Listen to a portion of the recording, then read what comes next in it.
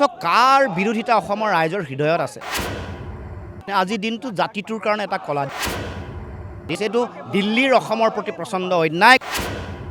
আজি দিনটো প্ৰতাৰণাৰ দিন। কা বাতিল কৰি আচলতে শ্বহীদক মৰ্যাদা দিবৰ কাৰণে আমি আজি এই প্ৰতিবাদস্থলীৰ পৰা তেওঁলোকৰ প্ৰতি আমি দাবী জনাইছোঁ। 2019 চনৰ আজিৰ দিনটোতে নাগৰিকত্ব সংশোধনী আইন ৰাজ্যসভাত গৃহীত কৰা হৈছিল আৰু আজিৰ দিনটোত অসম জাতীয় পৰিষদে তেওঁলোকে কলা দিন হিচাপে পালন কৰি আহিছে আৰু আজিও তেওঁলোকে এই কলা দিৱসৰ দিনটো তেওঁলোকে সচল ধৰ্ণাস্থলীত এক উত্তাল প্ৰতিবাদ সাব্যস্ত কৰা পৰিলক্ষিত হৈছে। কলা পতাকা তেওঁলোকে প্ৰদৰ্শন কৰিছে আৰু চৰকাৰ বিৰোধী বিভিন্ন ধৰণৰ তেওঁলোকে শ্লোগান দি সচল ধৰ্ণাস্থলী উত্তাল কৰা পৰিলক্ষিত হৈছে। মই পৰিৱেশটো অকণমান দেখুৱাইছোঁ।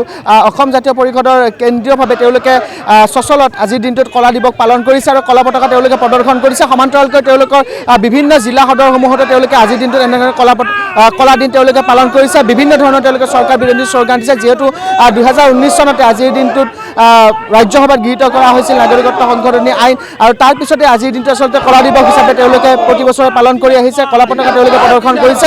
গতিকে কেন্দ্ৰীয় নেতৃত্ব আছে ৰাজু ফুকন ডাঙৰীয়া। আমি ৰাজু ফুকন ডাঙৰীয়াৰ পৰা অকণমান জানিবলৈ চেষ্টা কৰিম। আপোনালোকে 2019 চনৰ আজিৰ দিনটোত যিহেতু ৰাজ্যসভাত গৃহীত কৰা হৈছিল নাগৰিকত্ব সংশোধনী আইন, আজিৰ দিনটো আপোনালোকে কলা দিৱস হিচাপে পালন কৰি আহিছে। আজিও কেন্দ্ৰীয়ভাৱে আপোনালোকে সচলত ধৰ্ণাস্থলীত এনেধৰণে উত্তাল প্ৰতিবাদ সাব্যস্ত কৰিছে, কলা পতাকা প্ৰদৰ্শন কৰিছে, বিভিন্ন চৰকাৰ বিৰোধী শ্লোগান দিছে। কি ক'ব আজিৰ দিনটো প্ৰতাৰণাৰ দিন। আচলতে সংখ্যা আছে বাবে কেন্দ্ৰীয় চৰকাৰে কাখন আমাৰ ইয়াত প্ৰযোজ্য কৰি দিলে, গৃহীত কৰি আচলতে কাখন জাপি দিলে অসমৰ মানুহৰ আৱেগ অনুভূতি, অসমৰ মানুহৰ ভৱিষ্যতৰ দিনবিলাকলৈ নাচাই আচলতে কি কৰিলে জোৰকৈ বহু মানুহে অবাল বৃদ্ধ বনিতাই ৰাজপথলৈ আহি কা বিৰোধিতা কৰিছিল। তাৰ পাছতো কি কৰিলে তেওঁলোকে কাখন জোৰকৈ জাপি দিলে, তাৰ বিৰোধিতা কৰিছোঁ, প্ৰতিবাদ কৰিছোঁ। আৰু আজি আমি কলা দিৱস হিচাপে আজিৰ দিনটোত যিহেতু অসমৰ কাৰণে প্ৰতাৰণাৰ দিৱস, অসমৰ যিসকল নেতা মন্ত্ৰী মুদাগৰ আছিল, যিসকলে অসমীয়াৰ অস্তিত্ব ৰক্ষা কৰিম বুলি, জাতি ৰক্ষা কৰিম বুলি আচলতে তেওঁলোকে শাসনৰ বাঘ জৰিলে আহিলে, তেওঁলোকে কি কৰিলে ওলোটা খৰ মাৰি ইউটাৰ্ণ মাৰি কি কৰিলে কা খৰৰ সপক্ষে ভোট দিলে। সেইকাৰণে আমি কা বিৰোধিতা কৰিছোঁ। অসমৰ ৰাইজে কা মনা নাছিল, ভৱিষ্যতৰ দিনতো নামানে। আমি সেইকাৰণে আজি এই সচলত আমি কেন্দ্ৰীয়ভাৱে প্ৰতিবাদ সাব্যস্ত কৰিছোঁ। আমি অনাগত দিনতো আচলতে ভৱিষ্যতৰ দিনলৈ কা বাতিল নোহোৱা পৰ্যন্ত আচলতে আমি এনেধৰণে কাৰ্যসূচী ৰূপায়ণ কৰি যাম। আৰু এটা কথা স্পষ্টভাৱে ক'ব বিচাৰিছোঁ যে 5 গৰাকীকৈ শ্বহীদ হ'ল। যোৱাকালি কেন্দ্ৰীয়ভাৱে আচলতে অসম চৰকাৰে শ্বহীদ দিৱস উদযাপন কৰিলে, কিন্তু এই কা বাতিল কৰি আচলতে শ্বহীদক মৰ্যাদা দিবৰ কাৰণে আমি আজি এই প্ৰতিবাদস্থলীৰ পৰা তেওঁলোকৰ প্ৰতি আমি দাবী জনাইছোঁ। এই মুহূৰ্তত আমি দেখুৱাইছোঁ যিহেতু পৰিৱেশটো, আৰু ইতিমধ্যে তেওঁলোকে কৈছে যিহেতু কলা দিন হিচাপে পালন কৰি আহিছে, তেওঁলোকে কলা দিৱস হিচাপে পালন কৰি আহিছে, প্ৰতাৰণাৰ দিৱস হিচাপে তেওঁলোকে পালন কৰি আহিছে। কাৰণ দীৰ্ঘদিনে আন্দোলন কৰিছিল অসমীয়া এই বিষয়টোক লৈ, তেওঁলোকে বিভিন্ন প্ৰতিবাদ সাব্যস্ত কৰিছিল। নাগৰিকত্ব সংশোধনী আইন যেতিয়া কেব আছিল, সেই কেব থকা দিনৰ পৰা নাগৰিকত্ব সংশোধনী বিল যেতিয়া আছিল তেতিয়াৰ পৰাই তেওঁলোকে প্ৰতিবাদ কৰিছিল আৰু অসমৰ জনগণেও এই কাখনক লৈ প্ৰতিবাদ কৰিছিল। কিন্তু তাৰপিছতেও চৰকাৰে কোনো ধৰণৰ প্ৰতিবাদ নাচাই তেওঁলোকে যেনেধৰণে যিকোনো প্ৰকাৰে এইখন গৃহীত কৰিছিল আৰু তাৰপিছতে আচলতে অসম জাতীয় পৰিষদে আজিৰ দিনটোত এনেধৰণে প্ৰতাৰণাৰ দিন বা কলা দিৱস হিচাপে তেওঁলোকে পালন কৰি আহিছে। এই মুহূৰ্তত সভাপতি লুৰিণজ্যোতি গগৈ আছে। আমি লুৰিণজ্যোতি গগৈৰ পৰা অকণমান জানিবলৈ চেষ্টা কৰিম। কি ক'ব আপোনালোকে যিহেতু আজিৰ দিনটোত কলা দিৱস হিচাপে পালন কৰি আহিছে, প্ৰতাৰণাৰ দিন হিচাপে আপোনালোকে পালন কৰি আহিছে, কলা পতাকা প্ৰদৰ্শন কৰিছে, বিভিন্ন চৰকাৰ বিৰোধী শ্লোগান দিছে, গতিকে কি ক'ব? আজিৰ দিনটো জাতিটোৰ কাৰণে এটা কলা দিন। আজি জাতীয় কলা দিন আৰু প্ৰতাৰণাৰ দিন হিচাপে আমি চিহ্নিত কৰিছোঁ। কাৰণ আজি এই দিনটোত দিল্লীয়ে চূড়ান্ত বিশ্বাসঘাতকতা প্ৰতাৰণা কৰি এখন জাতিধ্বংসী খিলঞ্জীয়া মানুহৰ বিৰোধী এখন অসাংবিধানিক এখন আইন আমাৰ ওপৰত জাপি দিছে। আৰু এই আইনখন জাপি দিয়াৰ ফলত আমি বিদেশী নাগৰিকৰ সমস্যাটোৰ যিটো ভয়াৱহতা জটিলতা আছিল সেইটো অধিক গাঢ় আৰু শক্তিশালী হৈ পৰিলে। কাৰণ তেওঁলোকে ধৰ্মৰ ভিত্তিত সাম্প্ৰদায়িক মেৰু বিভাজনৰ ৰাজনীতি কৰি এখন আইন জাপি দি ইতিমধ্যে আমি অসম সংকটত আছোৱেই।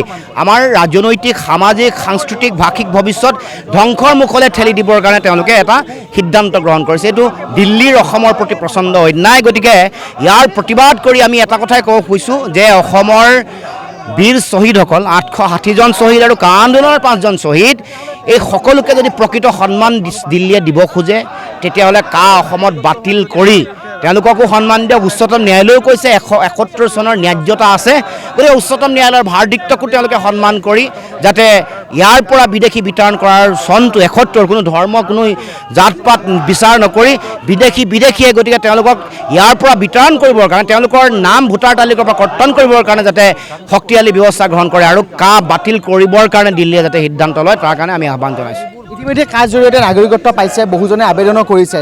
2021 চনৰ বিধানসভা নিৰ্বাচনৰ পূৰ্বে এটা ডাঙৰ ইছ্যু হৈছিল, কিন্তু তাৰপিছতো বিজেপি চৰকাৰে শাসন গ্ৰহণ কৰিবলৈ সক্ষম হৈছিল। 26 বিধানসভা নিৰ্বাচনত কেনেধৰণে কাটোৱে প্ৰভাৱ পৰিব? চ' কাৰ বিৰোধিতা অসমৰ ৰাইজৰ হৃদয়ত আছে, সেইকাৰণে কাৰ বিৰোধিতাৰে মানুহে ভোটদান বহু জেগাত কৰিছে। গতিকে মই ভাবোঁ যে নিশ্চয় এটা গুৰুত্বপূৰ্ণ ভূমিকা থাকিব আৰু সদায় থাকিব। জাতিৰ যেতিয়ালৈকে ৰাজনৈতিক ইতিহাসৰ কথা বতৰাবোৰ আলোচনা বিলোচনা হৈ থাকিব, তেতিয়ালৈকে আজিৰ দিনটো, যিটো দিনত কা গৃহীত কৰা হৈছে, এই দিনটোক এটা জাতীয় জীৱনৰ কাৰণে কলা দিন, দিল্লীয়ে কৰা বিশ্বাসঘাতকতা আৰু প্ৰতাৰণাৰ দিন হিচাপে সদায় চিহ্নিত হৈ থাকিব। জগদীশ ভূঞা ডাঙৰীয়া আছে, আমি তেখেতৰ পৰা অকণমান জানিবলৈ চেষ্টা কৰিম। কি ক'ব, আজিৰ দিনটোত কলা পতাকা প্ৰদৰ্শন কৰিছে, প্ৰতাৰণাৰ দিন হিচাপে আপোনালোকে পালন কৰি আহিছে, আজিৰ দিনটোত কি মানে স্বাধীনতাৰ পাছৰে পৰাই অসম সদায় দিল্লীৰ ওচৰত উপেক্ষিত। অসমৰ জনসাধাৰণৰ আৱেগ অনুভূতিক দিল্লীৰ শাসক দল চৰকাৰসমূহে কেতিয়াও গুৰুত্ব দিয়া নাই। দুখ আৰু দুৰ্ভাগ্যৰ মাজতে অসমীয়া জাতিয়ে জীৱন নিৰ্বাহ কৰিবলগীয়া হৈছে। কিন্তু ইয়াৰ পূৰ্বৰ চৰকাৰসমূহ অসমৰ সমস্যাৰ ক্ষেত্ৰত উদাসীন আছিল। বিদেশী অবৈধভাৱে প্ৰৱেশ কৰিছিল, তেওঁলোকে প্ৰতিৰোধ কৰাৰ ব্যৱস্থা গ্ৰহণ কৰা নাছিল। কিন্তু বিজেপিয়ে ভয়াৱহ কাণ্ড এইটোৱে কৰিলে যে বিজেপি জাতি মাতি ভেটি ৰক্ষাৰ কথা ক'লে, বিজেপিয়ে শেষ শৰাইঘাট বুলি ক'লে জাতীয়তাবাদৰ এখন ভণ্ড নাম বা বস্ত্ৰ গাত পিন্ধি লৈ তেওঁলোকে জাতি ৰক্ষাৰ সপোন দেখুৱাই তেওঁলোকে অবৈধভাৱে অসমলৈ আহি থকা বিদেশীক বৈধভাৱে আহিব পৰা পথটো মুকলি কৰি দিলে। গতিকে জাতিটোক ইমান ডাঙৰ প্ৰতাৰণা স্বাধীনোত্তৰ ইতিহাসত কোনো ৰাজনৈতিক দলে কৰা নাছিল, বিজেপিয়ে যিমান ডাঙৰ ৰাজনৈতিক প্ৰতাৰণা কৰিলে। ইয়াৰ পূৰ্বৰ চৰকাৰে, কংগ্ৰেছ দলৰ চৰকাৰৰ শাসনকালত অসমত 855 জনে শ্বহীদ হৈছিল। বিজেপি 855 জনৰ শ্বহীদৰ আত্মাক দ্বিতীয়বাৰ হত্যা কৰি আৰু 5 জন অতিৰিক্তভাৱে হত্যা কৰিলে। 860 জন শ্বহীদৰ মৃত্যুৰ বাবে বিজেপি জগৰীয়া। গতিকে বিজেপিৰ দৰে বিশ্বাসঘাতক অসমীয়া জাতিৰ বাবে প্ৰতাৰক দল অসমৰ ৰাজনৈতিক ইতিহাসত ইয়াৰ পূৰ্বে কেতিয়াও উদ্ভাৱন ঘটা নাছিল। কিন্তু অসমৰ জনসাধাৰণ নিশ্চিতভাৱে ইয়াৰ প্ৰতিকাৰ কৰিব। অসমৰ জনসাধাৰণ নিশ্চিতভাৱে বিজেপিক শাসনৰ পৰা আঁতৰাব। যেতিয়া কা বলবৎ হোৱা নাছিলে, কেব যেতিয়া আছিলে, তেতিয়া অসমৰ জনগণে এক বৃহৎ প্ৰতিবাদ সাব্যস্ত কৰিছিল এই আইনখনৰ বিৰুদ্ধে। গতিকে সেই সময়ত সকলোৱে ৰাজপথলৈ ওলাই আহিছে। গতিকে জাতীয় পৰিষদৰ নেতৃত্বত আৰু তেনেকুৱা আন্দোলন হোৱাৰ সম্ভাৱনা আছে নেকি, যদি বহিৰাগত বিদেশী অসমত আহে? বহিৰাগত বহিৰাগত বুলি নকওঁ, বিদেশী অবৈধ বিদেশী অসমৰ মাটিলৈ আহি আছে। আমি মাজতে সীমান্তলৈ গৈছিলোঁ। সীমান্ত আজি উন্মুক্ত। আজিও সীমান্তৰে অসমলৈ অবৈধ বাংলাদেশী অসমলৈ আহে আৰু অসমৰ পৰা অবৈধভাৱে গৰু বাংলাদেশলৈ যায়। সেইটোৱে সীমান্তত চলি আছে। সেই কথাবোৰ আমি ফটো সহকাৰে চৰকাৰক প্ৰত্যাহ্বান জনাইছিলোঁ। কিন্তু প্ৰথমতে যে বিজেপি চৰকাৰে অসমৰ জাতি সুৰক্ষা দিয়াৰ কোনো মানসিকতাই নাই। তেওঁলোকে জাতিটোক প্ৰতাৰণা কৰি, জাতিটোক ভণ্ডামীৰ পথেৰে জাতিটোক বিশ্বাসঘাতকতা কৰি শাসনৰ গাদী লোৱাৰ তেওঁলোকৰ মূল উদ্দেশ্য। বিজেপি ৰাৱণ সদৃশ, ৰাৱণৰ দৰে।